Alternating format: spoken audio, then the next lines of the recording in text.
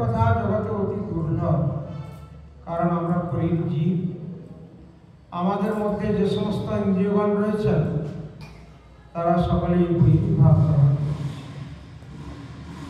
অতএব ভগবান ভজন করা খুব কঠিন। সেই জন্য শ্রীমন মহাপ্রভু তিনি জগতে সদ্গুরুদেবকে প্রেরণ করলেন। তুলসীদাস বললেন, সদ্গুরু পাওয়ে ফির বাতাবে জব জ্ঞান করে উপদেশ, কয়লা কি ময়লা ছুটে জব আর করে প্রবেশ। সদ্গুরুর কৃপা ব্যতীত ভগবান শ্রীহরির কৃপা লাভ হবে না। সদ্গুরু কাকে বলব আমরা? রূপগোস্বামী বা তিনি তার প্রথম শ্রুতি ভক্তি সন্দর্ভে গ্রন্থের প্রথম শ্রুতি বললেন, বাচ বেগম মনস ক্রোধ বেগম জুহা বেগম উদর উপস্থ বেগম এতান বেগান রবিসহিত ধীর সর্বাম অভিমান পৃথিবী সশিষ্টা। তিনি গুরু হতে পারেন যিনি সমস্ত বেগকে জয় করেছেন। বাক্যবেগ, জুহাবেগ, ক্রোধবেগ, উদরবেগ এবং উপস্থ বেগ, তিনি হচ্ছেন গুরু। আবার শুধু বেগকে জয় করলে হবে না, যিনি একমাত্র ভগবান শ্রীহরিতে সমস্ত জীবনকে সমর্পণ করেছেন, তিনি হচ্ছেন গুরু।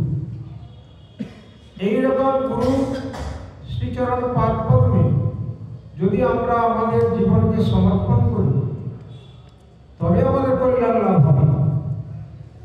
যদি আমাদের জীবনকে সদ্গুরুদেবের চরণে সমর্পণ না করি তাহলে কিন্তু আমাদের কল্যাণ লাভ হবে না। তাই তুলসীদাস বললেন, সদ্গুরু পাইয়ে ভেদ বাতাবে জব জ্ঞান করে উপদেশ, কয়লা কি ময়লা ছুটে জব আর করে প্রবেশ। একটা কয়লাকে শতবার জলে সামান্য ধৌত করুন, কয়লার মলিন দূরীভূত হবে না। তবে হ্যাঁ, দূরীভূত হবে কি করে?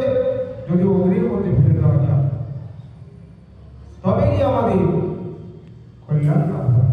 তাই শ্রীমন মহাপ্রভু, আমরা তো শ্রীধাম এসেছি সকালে, আমরা শ্রী গুরুপাদ পদ্মের স্মরণ করি যে পরিক্রমা আমাদের শিক্ষার পরম পূজ্যপাদ ভক্তি বিচার ভারতী গোস্বামী মহারাজ তিনি যে পরিক্রমার আয়োজন করেছেন, আমরা সবাই উপস্থিত হয়েছি তার কৃপাকে অবলম্বন করি, যাতে আমরা এই শ্রীরাম মায়াপুর পরিক্রমা করি, মায়ার হাত থেকে রেহাই পাই, তার জন্য আমাদের চিন্তা করা উচিত। শ্রীমন মহাপ্রভু তাই তিনি তার 8টি শ্লোক জগতে রেখে দিলেন।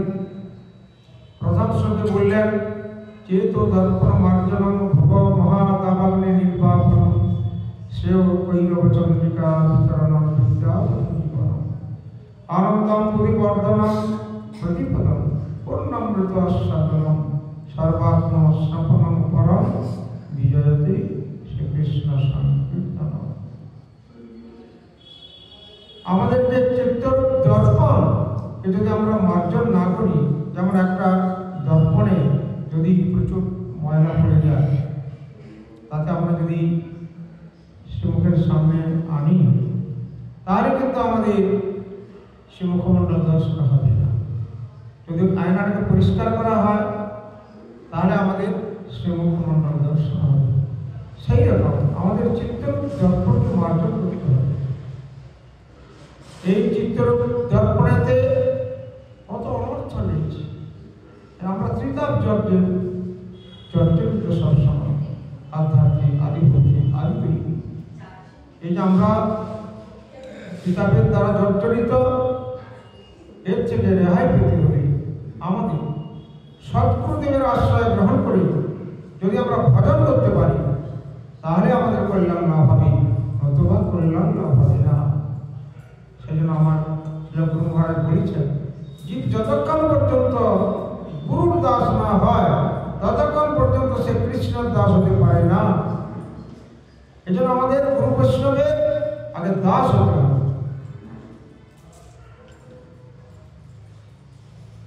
গুরু বৈষ্ণবের দাস যতক্ষণ পর্যন্ত আমরা হতে পারছি না, ততক্ষণ আমরা ভগবানের দাস। কৃষ্ণ হরি সেই জীবনাদি বহির্ম, অতএব মায়াদারিতে সংসার আদি দুঃখ। আমরা যা দুঃখ জ্বালা যন্ত্রণা এত কষ্ট পাচ্ছি কেন? আমরা ভগবান ভুলে যাই। শ্রীমন মহাপ্রভু একদিন তার মাকে বলেছিলেন, মাগো জীব তার যখন সপ্তম মাসে সে গর্ভের ভেতর থাকে, তখন তার সেই সপ্তম মাসে তার জ্ঞান হয়। তখন সে জানতে পারে কৃমিকের আমাদের দংশন করছে, ক্লেদ মল মূত্র এবং নারীর বন্ধনে আমরা মাগো সেই জীব নারীর বন্ধনে আটকে রয়েছে, তাই খুব কষ্ট পায়। তখন সে ভগবানকে কঠোরভাবে ডাকতে পারে। যখন ডাকে ভগবান শ্রীহরি এসে তাকে দর্শন দেন। যখন দর্শন দিলেন, দর্শন দেওয়ার সঙ্গে সঙ্গে আমরা জীব সেখানে বলেছিল যে আমাকে পার করে দাও এই অন্ধকার কারাগার থেকে, গিয়ে তোমার ভোজন করব। কিন্তু ভগবান শ্রীহরি আমাদের পার করে দিলেন এই দুঃখরূপ যে মাতৃগর্ভ থেকে। কিন্তু আমরা এখানে এসে ভজন করলাম না। এই মায়ার বৈচিত্র্যময় সংসার দর্শন করেই আমরা সব ভুলে গেলাম। কিন্তু আমাদের কর্তব্য হচ্ছে প্রত্যেক জীবের, যারা এখনো পর্যন্ত সদ্গুরুদেবের আশ্রয় গ্রহণ করেননি, আমি তাদের চরণ ধরে অনুরোধ করব, আপনারা সদ্গুরুদেবের, এখনো জগতে সদ্গুরুদেব আছেন, তার শ্রীচরণে জীবনটি আত্মসমর্পণ করে যদি ভজন করতে পারেন, এর মঙ্গল হবে। আর যেমন এই কলিযুগে শ্রীমন মহাপ্রভু এসেছিলেন হরিনাম প্রচার করার জন্য। ইদানি ষোড়শনামানি দর্শন সম্পন্নকামী কলযুগে মহামন্ত্র সম্যক জীবতার। একমাত্র জীবের সম্যক তারণের জন্য এই হরিনাম। হরে কৃষ্ণ কৃষ্ণ কৃষ্ণ হরে হরে, হরে রাম রাম রাম হরে হরে। এই শিরোনাম ভক্তি সংকর যদি আমরা প্রকৃতভাবে শুদ্ধভাবে, আমরা অশুদ্ধ জীবগুলোকে গ্রহণ করলাম আর হরিনাম করলাম, বললে হবে না। শুদ্ধভাবে যদি আমরা হরিনাম করতে পারি, তাহলে আমাদের কল্যাণ হবে। তাই আমি ঘোষণা করছি, বাঞ্ছা কল্পতরুভ্যশ্চ কৃপা সিন্ধু